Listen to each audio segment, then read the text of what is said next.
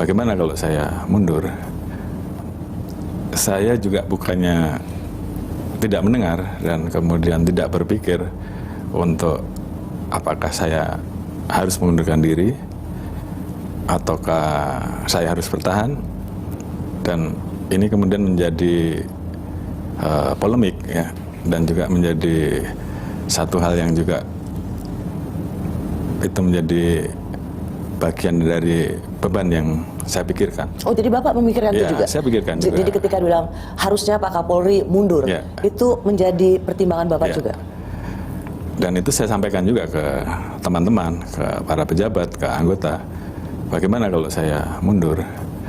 Namun dari mereka juga banyak yang keberatan, dan kemudian saya berpikir bahwa mundur di dalam situasi kondisi seperti ini sama saja saya meninggalkan kondisi anggota, kondisi institusi yang sedang terpuruk, yang carut marut, dan kemudian saya mundur, saya nggak tanggung jawab.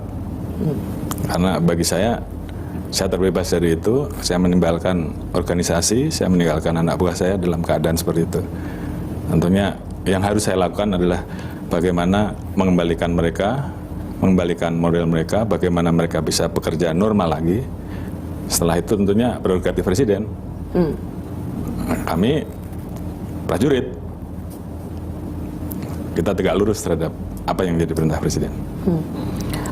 Mengapa ketika semacam pertanggungjawaban moral Pak Kapolri, ketika memang ada hari-hari di mana di situasi di mana keamanan dianggap yang menjadi tanggung jawab Polri itu kemudian dia terasa lumpuh, mengapa pilihan mundur tidak menjadi bagian dari tanggung jawab moral Bapak? Ya, karena memang kondisi itu bukan membuat menjadi semakin baik, justru sebaliknya. Mereka butuh figur yang berani mengambil posisi tanggung jawab. Dan saat itu kita sudah dalam diskusi yang sebaiknya bagaimana. Dan saya juga sudah sampaikan bahwa saya siap mengambil resiko apapun dan saya siap dicopot. Dan itu saya sampaikan kepada para pejabat utama saat itu, sebelum kemudian saya mengambil langkah dan perintah untuk anggota berani mengambil langkah tegas. Jadi itu yang penting buat anggota pada saat itu, karena saya mundur tidak menyelesaikan masalah, justru mungkin akan semakin parah. Yang paling utama adalah mengembalikan semangat anggota, mengembalikan semangat institusi untuk betul-betul bisa melaksanakan tugasnya, mengembalikan keamanan dan menjaga apa yang menjadi harapan masyarakat. Karena kita juga mendengar masyarakat banyak yang ketakutan, ada yang kondisinya kemudian sangat khawatir akan terjadi peristiwa-peristiwa yang mereka tidak inginkan.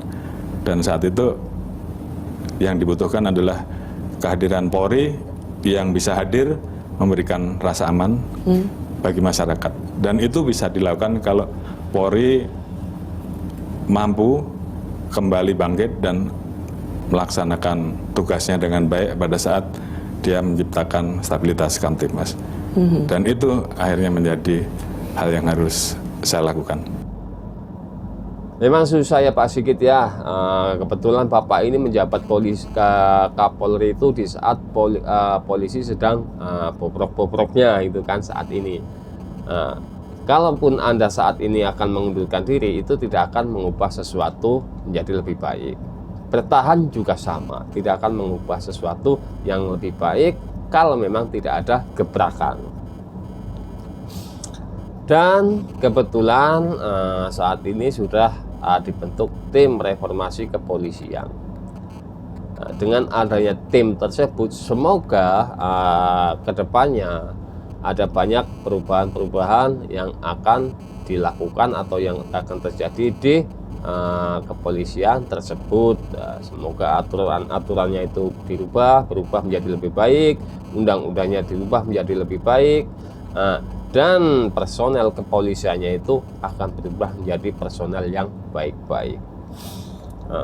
Polisi bisa menjadi pengayom masyarakat, pelindung masyarakat, pelayan masyarakat, bisa menjadi teman masyarakat, bisa menjadi keluarga masyarakat, bisa menjadi orang yang dihormati oleh masyarakat, bisa menjadi orang yang menghormati masyarakat gitu loh. Jadi saat semoga kedepannya Pak polisi yang sedang bertugas di jalan ketika berpapasan dengan orang, maka orang itu akan hormat Pak polisi, selamat siang, selamat pagi, selamat sore, selamat bertugas. Nah, jangan seperti sekarang ini, yang saat ini melihat polisi aja sudah pikirannya sudah buruk, pasti kena palak, pasti kena tilang, pasti kena ini, pasti kena uang. Nah, tuh, jadi rubahlah lah Pak Sigit ya, bertahan aja.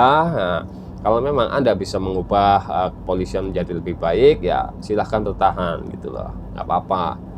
Nggak usah mundur, nggak apa-apa gitu kan, karena memang nggak akan menjadi solusi yang baik. Tapi ya solusinya ya dirubah lah gitu kan. Tuh, jangan ada polisi melanggar hukum, dilindungi, dihilangkan barang buktinya dan sebagainya. Nah, itulah yang menjadi citra buruk polisi Indonesia. Jangan lagi ada tilang menilang, jangan lagi ada mencari kesalahan-kesalahan masyarakat yang sebenarnya tidak ada kesalahan. Contoh di jalan raya, contoh misalnya intimidasi dan sebagainya. Jadilah polisi sebagai pelayan masyarakat, pengabdi masyarakat, pelindung masyarakat, teman masyarakat, keluarga masyarakat. Gitu aja lah. Ya. Saling menghormati antara masyarakat dan polisi. Nah, selamat siang Pak Polisi, selamat siang Bapak. Nah, udah gitu aja lah.